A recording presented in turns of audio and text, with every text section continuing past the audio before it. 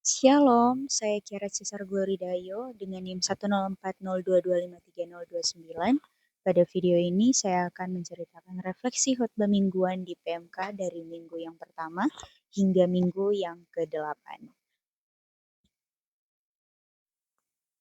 Oke, pada minggu yang pertama yaitu 21 September 2025, ibadah ini dipimpin oleh Pendeta Marieta Simanjuntak atau Bunda Yeta dengan tema Oikumene One Body in Christ yang diambil dalam Efesus 4 ayat 1 sampai 6. Nah, insight-nya ya adalah Efesus 4 ayat 1 sampai 6 ini mengajarkan bahwa kita itu harus hidup sesuai panggilan Tuhan, kita harus punya sikap rendah hati, lembut, sabar, kemudian kita harus menjaga kesatuan dan tidak membuat perpecahan. Intinya itu Tuhan itu satu dan jadi anak-anaknya juga harus bersatu. Lalu ada juga Yohanes 17 ayat 21 yang dimana Yesus berdoa supaya pengikutnya bersatu biar dunia tahu kalau Yesus itu benar dan diutus oleh Allah. Ada juga 1 Korintus 12 ayat 12 sampai 27 di mana Paulus menjelaskan bahwa orang percaya itu kayak tubuh manusia yang punya beda-beda fungsi tapi tetap satu tubuh. Nah, saya juga mendapatkan oikumene itu asalnya dari kata oikos, yaitu rumah, dan nomos, yaitu satu. Intinya kita itu semua satu rumah, satu keluarga besar dalam Tuhan, walaupun gerejanya itu berbeda-beda. Teman-teman, gereja berbeda-beda itu wajar, yang penting tetap satu tujuan dan saling mengasihi. Nah, di kampus itu contohnya itu ada PMK Telkom University. Nah, untuk pelajaran yang bisa diambil yaitu dari minggu pertama kita belajar kalau walaupun orang Kristen beda gereja atau beda gaya ibadah, kita itu tetap satu keluarga. Jadi kita itu jangan gampang ribut atau merasa gereja kita paling benar atau bahkan kita merendahkan gereja yang lain. Karena Tuhan sendiri mau kalau kita sebagai anak Tuhan itu harus kompak walaupun gerejanya berbeda-beda. Pada minggu yang kedua yaitu 28 September 2025, ibadah ini dipimpin oleh Pendeta Chris Sujatmoko dengan tema Call to Serve Even in Struggles yang diambil dalam Yohanes 12 ayat 24 sampai 26. Insight-nya adalah kekristenan adalah hidup dalam paradoks. Paradoks artinya kelihatan bertentangan tapi sebenarnya benar. Nah, contohnya dalam iman Kristen yaitu untuk berbuah kita harus mati dulu, dalam arti mati terhadap ego yang mencintai nyawanya atau hidup untuk diri sendiri akan kehilangan. Nah, kemudian yang melayani Tuhan itu justru dihormati oleh Bapa. Kelihatannya aneh, tapi justru itu kebenarannya. Nah, ada juga hukum biji gandum. Ini versi yang paling simpel. Biji gandum itu harus mati dulu, kemudian baru tumbuh. Nah, kita juga harus rela menyerahkan diri, melepaskan kenyamanan, dan taat sama Tuhan, dan barulah hidup kita bisa dipakai dan menghasilkan dampak. Nah, kadang kita itu harus mati terhadap ego, kenyamanan, dan keinginan kita sendiri supaya hidup kita berbuah dan dipakai oleh Tuhan. Intinya itu mengikut Yesus itu nggak selalu enak, tapi selalu benar dan membuahkan hasil. Melayani Tuhan itu panggilan untuk kita tetap setia, bahkan waktu hidup kita lagi berat. Kemudian pengorbanan kita nggak akan sia-sia. Tuhan lihat, Tuhan pakai, dan pasti Tuhan muliakan. Nah, pada minggu yang kedua ini, pelajaran yang bisa diambil yaitu minggu kedua ingetin kita kalau kadang kita harus rela ninggalin kenyamanan, ninggalin gengsi, dan keinginan pribadi. Supaya Tuhan bisa pakai hidup kita. Hidup itu bukan cuma soal enak-enakan, tapi soal mau bertumbuh. Oke, pada minggu yang ketiga ini bertemakan Walking in God's Plan pada 5 Oktober 2025 dibawakan oleh Pak Linson Perlindungan Sitompul yang diambil dalam Yeremia 29 ayat 11. Insight-nya itu saat kita mengalami hal berat, kita sering bertanya, mengapa susah? mengapa kita gagal, mengapa harus begini. Nah, tapi Tuhan itu jelasin bahwa didikan dan tegurannya adalah bagian dari rencana. Ibrani 12 ayat 5 sampai 6. Hai anakku, janganlah anggap enteng didikan Tuhan dan janganlah putus asa apabila engkau diperingatkannya. Karena Tuhan menghajar orang yang dikasihinya dan ia menyesah orang yang diakuinya sebagai anak. Ada ayat juga Amsal 23 ayat 18. Karena masa depan sungguh ada dan harapanmu tidak akan hilang. Kemudian dalam Yeremia 29 ayat 11, sebab aku ini mengetahui rancangan-rancangan apa yang ada padaku mengenai kamu, demikianlah firman Tuhan, yaitu rancangan damai sejahtera dan bukan rancangan kecelakaan, untuk memberikan kepadamu hari depan yang penuh harapan. Nah, Yeremia 29 ayat 11 ayat 11, maaf, ayat ini bukan tentang hidup jadi mulus, tapi tentang Tuhan tetap punya tujuan baik bahkan di masa yang sulit. Kemudian dalam insight-nya itu ada juga cara berjalan dalam rencana Tuhan. Yang pertama itu fokus pada iman, bukan perasaan atau situasi.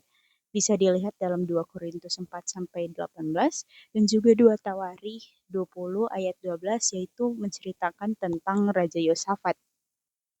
Kemudian ada juga berakar, bertumbuh, dan berbuah dalam Tuhan. Bisa dilihat dalam Yohanes 15 ayat 1 sampai 2. Nah, pada minggu yang ketiga ini, kita bisa belajar kalau hidup itu nggak selalu berjalan sesuai rencana kita. Kadang kita ngerasa Tuhan telat, doa kita nggak dijawab, atau hidup kita itu makin ribet. Tapi sebenarnya Tuhan itu tetap bekerja dalam proses itu. Nah, yang Tuhan mau kalau kita itu tetap percaya, bukan cuma ikut perasaan. Kita tetap bertumbuh dan kita sadar kalau setiap proses itu buat kita menjadi lebih kuat. Rencana Tuhan itu bukan membuat hidup selalu mulus, tetapi membuat kita untuk menghadapi masa depan dengan hati yang lebih dewasa dan iman yang lebih kuat. Nah, kita masuk dalam minggu yang keempat pada tanggal 12 Oktober 2025 dibawakan oleh Bunda Eta atau Pendeta Marieta Simanjuntak, yaitu diambil dalam Ibrani 10 ayat 19 sampai 25. Dalam minggu keempat ini bertemakan yaitu Christian Friendship on Campus. Nah, di ibadah ini menunjukkan masalah utama yaitu banyak orang merasa sendiri. Nah, hasil survei bilang kalau banyak anak muda itu punya kecemasan, depresi, atau perasaan kesepian. Nah, intinya itu dalam pertemanan Kristen kita harus mendorong dalam kasih, bukan judge. Kita juga harus mendorong dalam perbuatan baik, yaitu membantu teman kita untuk hidup benar dan bertumbuh. Ada 3 aksi yang Tuhan minta yang saya dapatkan dalam ibadah ini, yaitu kita menghadap Tuhan, yaitu datang ke Tuhan tanpa pura-pura, dan juga kita berpegang teguh, kita tetap percaya meski keadaan susah, meski kita merasa sepi, meski kita cemas, kita itu harus berpegang teguh pada Tuhan. Kemudian kita juga harus memperhatikan satu sama lain. Kita harus peduli, kita tidak cuek, kita harus saling dorong dan bukan saling menjatuhkan. Nah, kemudian pada minggu yang keempat ini intinya itu membahas soal persahabatan. Nah, teman yang benar itu bukan yang cuma seru-seruan, tapi yang bisa ngingetin dan bisa ngedorong kita ke hal-hal baik. Juga yang utama itu yang bisa nemenin kita untuk biar tetap dekat dengan Tuhan. Nah, intinya itu teman yang sehat sama dengan hidup yang sehat. Nah, kemudian pada minggu yang kelima ini, 19 Oktober 2025, dibawakan oleh Pak Jasper Hasudungan, yaitu bertemakan Strength for the Journey. Diambil dalam Filipi 4 ayat 13. Nah, bisa dilihat insight-insightnya yang saya tulis di slide presentasi itu. Nah, pada minggu yang kelima ini, artinya kekuatan hidup itu datang dari Tuhan dan bukan dari diri sendiri. Filipi 4 ayat 13 ini bukan berarti kita tiba-tiba jadi super. Artinya kalau hidup berat yaitu Tuhan yang jadi sumber kekuatan dan kita itu harus tetap tekun, sabar dan punya harapan. Nah, minggu yang ke-6 ini saya beribadah di GBI Bongkarwangi, yaitu 26 Oktober 2025, dengan tema khotbah menjadi saksi lewat perbuatan dibawakan oleh Pendeta Daniel Edi Prajitno yang diambil dalam Yohanes 15 ayat 16. Nah, insight-nya itu Yesus berkata bahwa kita dipilih untuk pergi dan menghasilkan banyak buah yang dan juga kita menjadi saksi bukan hanya berkhotbah tapi hidup dalam karakter Kristus seperti jujur dalam kuliah, kita bertanggung jawab, kita tetap sopan santun, kita rendah hati dan menolong teman. Nah, kesaksian paling kuat bukan dari kata-kata besar, tapi dari tindakan kecil yang konsisten. Dunia itu melihat Kristus melalui diri kita sebagai anak. Nah, minggu ke-6 ini ngajarin bahwa cara paling nyata menunjukkan iman bukan lewat omongan rohani, tapi lewat hal kecil. Jujur, rajin kuliah, gak drama, bantu teman, dan rendah hati. Orang itu melihat Yesus lewat karakter kita. Oke, pada minggu yang ke-7 ini, saya menghadiri ibadah acara ulang tahun dari PMKTES, yaitu pada 7 November 2025, yang dibawakan oleh Pendeta Ben dalam Roma 12 ayat 10, yang berisi, hendaklah kamu saling mengasihi sebagai saudara dan saling mendahului dalam memberi hormat. Nah, yang bisa diambil dalam ayat ini ada 3 poin. Dalam Tuhan, hubungan kita bukan cuma pertemanan biasa, tapi keluarga. Kasih itu harus ditunjukkan, bukan cuma dirasakan. Dan yang terakhir, dan yang paling penting, kamu yang harus mulai duluan, bukan nunggu orang lain yang berubah. Dan insight-insightnya yang lain bisa dilihat dalam slide-nya. Nah, untuk pelajaran yang bisa diambil itu, kita jangan cuma nunggu dikasih perhatian, tapi kita juga harus yang memberi perhatian itu. Kita harus menghargai dan juga membuat orangnya. Nah, untuk minggu yang ke-8 ini, pada tanggal 9 November 2025 dibawakan oleh Pendeta Muda Christopher Santoso, diambil dalam 2 Timotius 1 ayat 16 dengan judul Apakah Kerohanianku Padam? Bisa dilihat bukti dokumentasinya yang ada panah itu saya. Nah,